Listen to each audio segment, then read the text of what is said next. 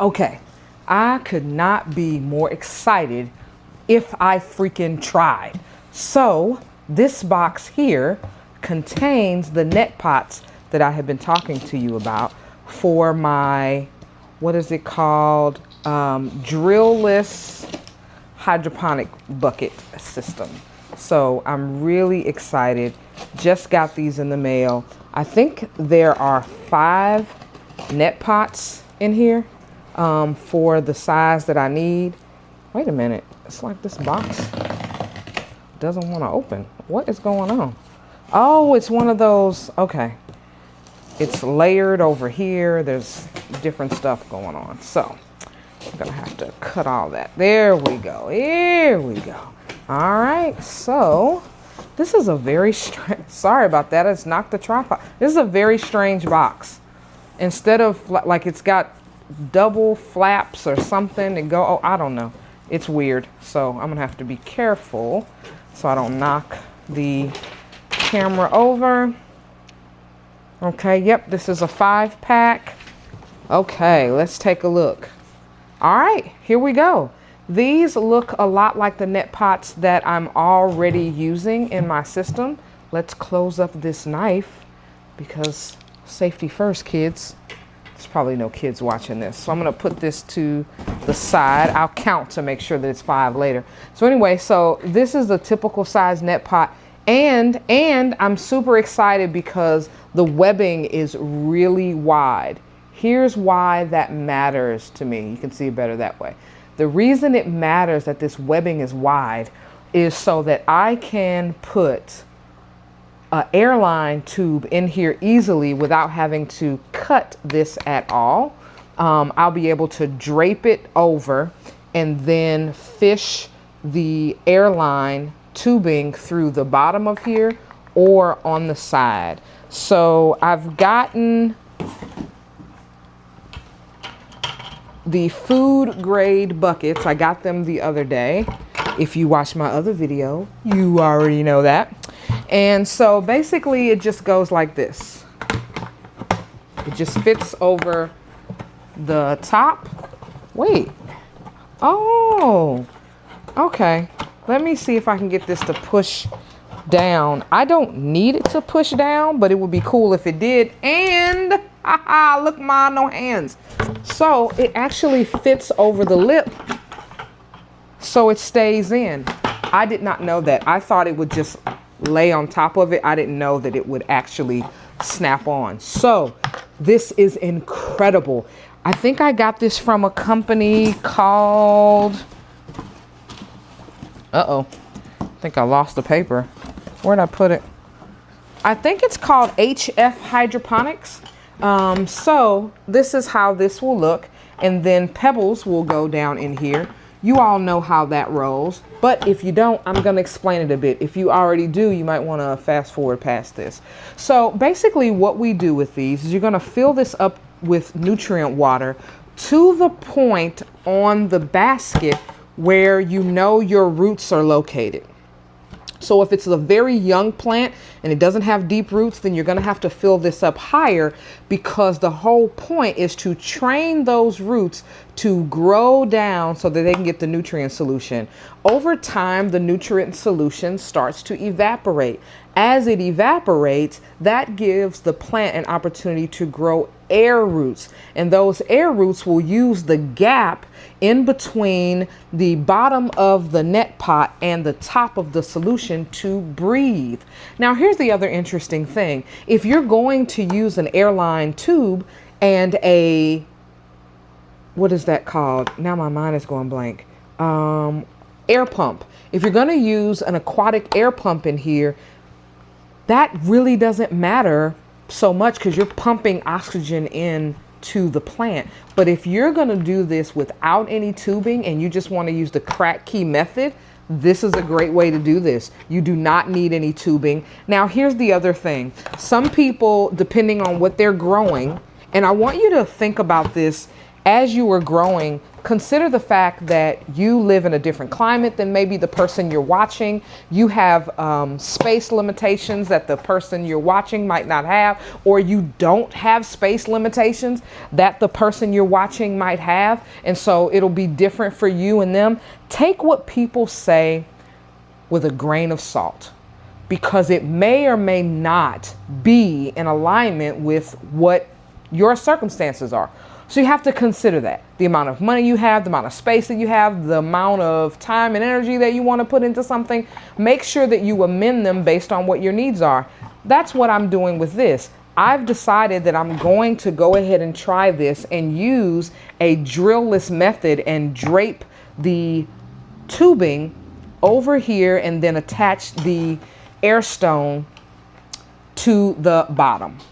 That's how I'm going to do it. I don't want to have to worry about drilling into the side or anything like that. Now, one of the reasons that people do drill into it is so that they can put a monitor on it, basically a piece of tube that goes the full length, and it lets you know what the water level is. I won't be doing that because it's not necessary for me. I do not mind lifting this up and looking in to see what the water level is. As I start growing bigger things, that might not make sense for me anymore. So the other really important thing I want to remind you is let your system grow with you.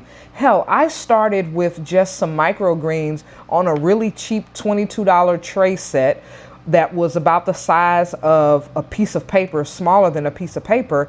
And then now I've upgraded to not only using a hydroponic 5-gallon system, but also setting up systems for other people and helping other folks getting started. So, and that happened in a period of a few months. So you really just want to consider what will work for you, what you're interested in doing, what makes the most sense, and you know, how that's going to fit into your life. So don't go out and buy everything that you see. Think about what things you already have in your home that you could use too. That's another really cool thing. Like right now, I'm using a tripod that I already had. I'm using a light that I already had. There are lots of things I'm using that I already had. For instance, I'm using some old black socks that I don't wear to black out my little hydroponic mason jars. And I have some airline tubing going to an air stone, and it's attached to an aquatic pump. That's much more powerful than I need for this, but it's probably the smallest one that I could get. It can go up to 30 gallons, and this isn't even a gallon. This is 5 gallons, so it's strong enough to take care of this and gentle enough and small enough to take care of the needs here. One of the main reasons that I decided to use some manufactured air going in here is because I want to make sure that in this small space, these plants are getting enough oxygen. They can easily become suffocated. So I want to make sure that they're getting enough oxygen as they are growing. This is Rafina, and this is her big brother. Let me pull him over here. I haven't cut the bottom of the sock off on this one. This is her big brother, Rufus. I will be cutting this off later to show you guys what that looks like. It's not a big deal, super easy to do, obviously, but this is a complete one where I already cut it off twice, cut it down to size twice, and doubled it up so that it blocks out the light as much as possible, because if you don't block out the light, you get algae. That's the whole reason that these guys are even in these jars, because one of my 5-gallon tanks had a ton of algae in it. And so I rescued these before they got any type of damage to their root system at all. And now I'm cleaning out that tank, and I'll be filling it up later this weekend. So I just wanted to point out to you guys, like, it doesn't have to be super expensive. I got these buckets online. I got 5 of them plus shipping. So the shipping was the other thing. It wasn't free shipping. But even with shipping, the food grade buckets, and these are really good quality. They've got a nice lip on them, so they're easy to carry. You can use this. I typically do not when it's full of water. Like if it has the full 5 gallons of water. I'm not gonna carry it with this. I just won't. You could if you wanted to. I wouldn't use this to carry it in unless it's maybe like 2 or 3 gallons in there, but not 5. I typically hold the top of these, either this one or this one when I'm carrying it, if it has that much water in it. But these are great black food grade buckets. Now you can find buckets for less money, but it was about, including shipping, it was about $7 per bucket. Now, again, you can find different types of buckets. They may not be food grade and they may not be black. You can find white food grade for cheaper than the black food grade. And you can find orange or blue or whatever other color, and it will be less expensive than the black food grade. But those blue or orange ones may not be food grade. You want to use food grade containers, okay? Because you are growing food. If you are not growing food, use whatever the hell you want. Right? Remember, you have to amend it to what your needs are. But 5 of these was that cost. And then for the net pots, they were about, I think it was free shipping, and it was like $27 for 5 net pots. So definitely worth it. And this will be going to somebody who is ready to get started with hydroponic home growing. You could use this outdoors. You could use it in your apartment. You could use it in your house like I'm using in my apartment.